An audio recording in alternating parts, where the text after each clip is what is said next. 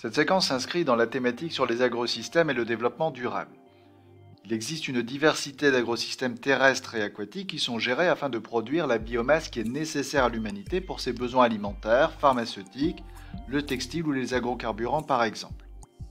Si on prend ce champ de tournesol, il a vocation à nous fournir de la nourriture, comme les nombreuses plantes alimentaires que l'on peut rencontrer dans les champs dans nos campagnes.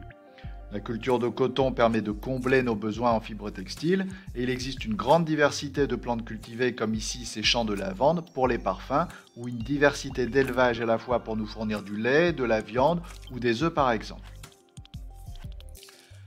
En bref, il existe des intérêts très variés reposant sur les agrosystèmes.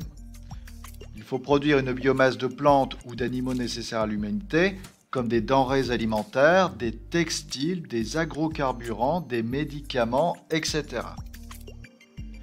Nous allons donc essayer de comprendre comment il est possible de gérer les agrosystèmes pour produire une biomasse qui réponde aux besoins durables de notre humanité. Dans cette séquence, nous allons aborder la structure et le fonctionnement des agrosystèmes et démontrer dans un premier temps qu'il existe des modèles de culture différents. L'agriculture vivrière est tournée vers l'autoconsommation. Elle s'adapte au sol et au climat local, mais elle est peu productive et peu diversifiée. L'agriculture extensive privilégie des cultures et des élevages adaptés aux conditions locales, comme le sol ou les climats. Elle évite le recours aux pesticides et aux engrais, mais son rendement est faible et elle nécessite de grandes surfaces.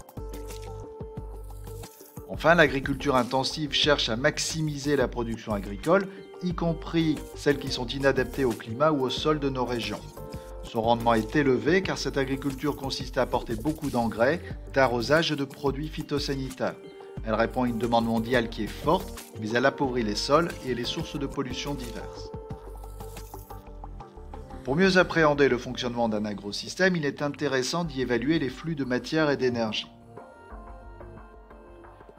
On évalue ici le bilan de matière pour quelques éléments chimiques importants qui sont présents dans le sol et qui sont utiles pour la croissance des plantes. Il s'agit de l'azote, du phosphore et du potassium. On peut d'ailleurs noter que les engrais présentent des formulations plus ou moins riches pour ces trois éléments chimiques, c'est ce que l'on appelle les engrais NPK. On évalue donc la quantité de chacun de ces éléments chimiques qui a été prélevé dans le sol par les producteurs primaires, c'est-à-dire les plantes, la quantité qui a été exportée par l'homme hors de l'écosystème et ce qui a été restitué au sol à la mort des organismes. Dans un champ en jachère, on constate que le bilan de matière est nul, c'est-à-dire égal à 0, car ce qui est prélevé dans le sol par les plantes est restitué au sol à la mort des plantes. Il y a ce que l'on appelle un recyclage de la matière. En revanche, dans un champ cultivé, le bilan de matière est négatif, car les plantes qui ont prélevé des éléments dans le sol sont récoltées, c'est-à-dire emmenées hors du champ. Dans ces conditions, pour éviter un appauvrissement du sol, après la récolte, il est nécessaire de réaliser des apports qui viennent de l'extérieur, en particulier par l'intermédiaire des engrais. Nous allons donc maintenant nous intéresser aux intrants pour améliorer la production agricole. Par intrants, on considère tout ce que l'on va apporter pour favoriser le développement optimal des cultures. Il s'agit des engrais, de l'arrosage, des pesticides, du travail mécanique avec des machines comme des tracteurs ou des moissonneuses-batteuses par exemple. L'un des intrants majeurs qui est un enjeu pour l'humanité est l'usage de l'eau pour l'agriculture qui est très exigeante. Les surfaces de champs cultivés irrigués, c'est-à-dire profitant d'arrosages supplémentaires, n'a cessé d'augmenter depuis les années 70, demandant toujours de plus en plus d'eau. Par ailleurs, la demande mondiale et française en particulier de légumes en toute saison a conduit à développer une culture sous serre chauffée, afin par exemple d'avoir des tomates en hiver. On constate dans ce tableau à quel point la culture sous serre chauffée nécessite des quantités d'énergie importantes, énergie évaluée en équivalent pétrole. Enfin, le besoin d'avoir une agriculture toujours de plus en plus productive a fait bondir dans le monde le recours aux engrais de tout type afin d'améliorer la productivité des sols et faire grimper les rendements agricoles. Même si sur ce document, une certaine prise de conscience dans l'Union européenne à partir des années 90 a permis dans une certaine mesure de ralentir le recours aux engrais. Nous allons montrer dans ce dernier exemple que ce n'est pas parce que la productivité d'un système agricole est plus grande que l'agrosystème choisi est le meilleur. Le tableau présente deux manières de réaliser une culture.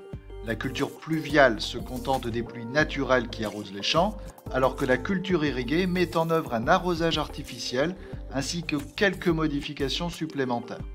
Les chiffres correspondent aux besoins énergétiques liés à chaque apport étudié ici. Le premier élément important est la quantité supplémentaire d'engrais utilisée dans la culture irriguée par rapport à la culture pluviale. Il y a évidemment la très grande quantité d'eau utilisée et qui demande pour cela de mettre en œuvre des dépenses énergétiques, par exemple pour le fonctionnement même du système d'irrigation. D'autres actions viennent alourdir le bilan énergétique supplémentaire nécessaire pour réaliser une culture irriguée.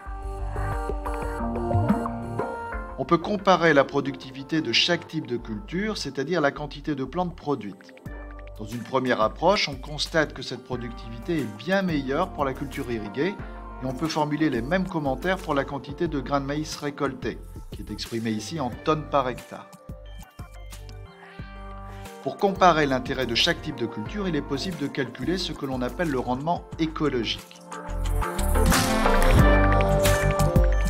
On va établir le rapport entre ce qui a été produit, c'est-à-dire ici 86 359, et ce qui a été nécessaire pour le produire, ici 36 641. On obtient alors un rendement énergétique évalué à 2,36 pour la culture pluviale.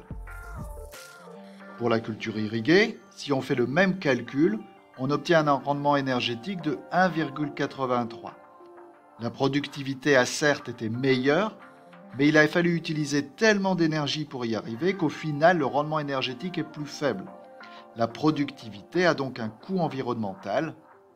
La culture pluviale a un rendement écologique qui est supérieur à celui de la culture irriguée.